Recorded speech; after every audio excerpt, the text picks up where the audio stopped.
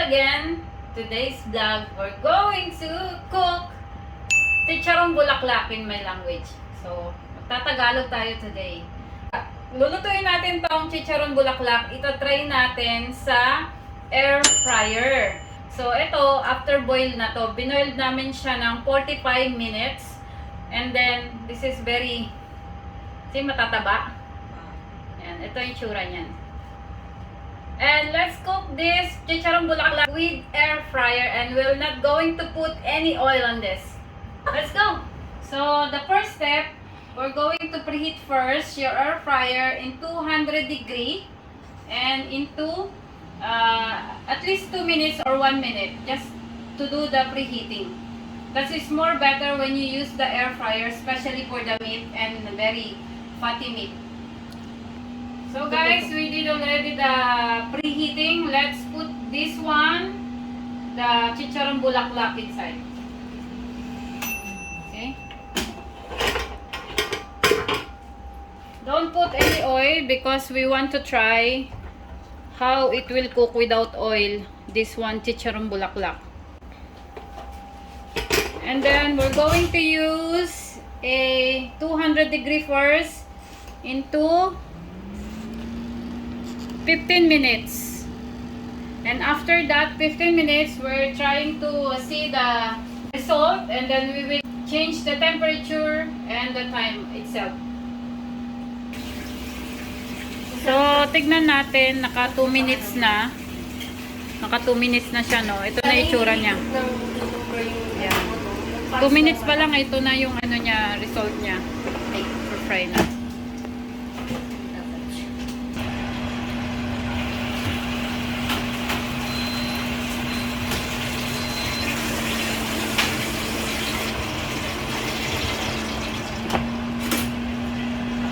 So guys, it's almost done now. So we finished the 15 minutes. Let's see the result.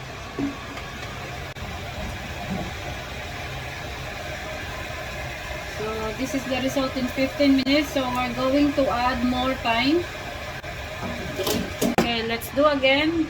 Put first in 180 degree and 30 minutes.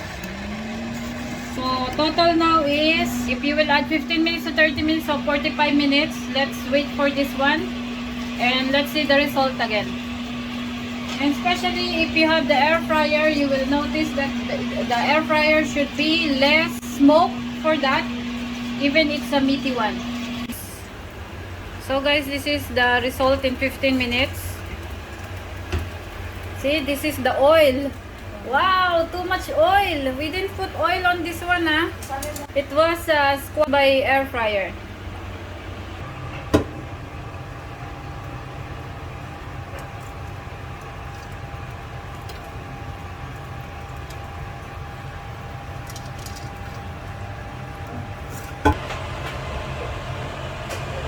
So guys, this is the oil that we collected from the fats of bulaklak.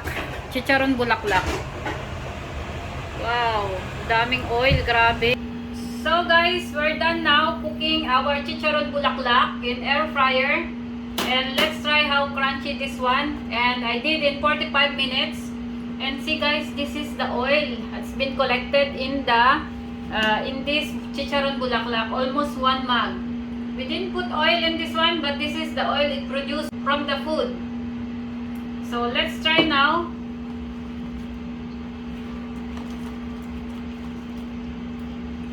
Let's try this one, CHICHARON BULAKLAK, how crunchy it is.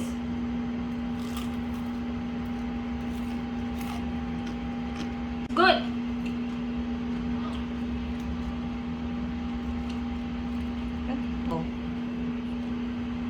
So guys, the food and this CHICHARON BULAKLAK is tasty. And thank you for watching, and see you on my next vlog. And the next video I will make is from the chicken skin. We'll try out also the chicken skin, how crunchy in air fryer without oil. See you guys!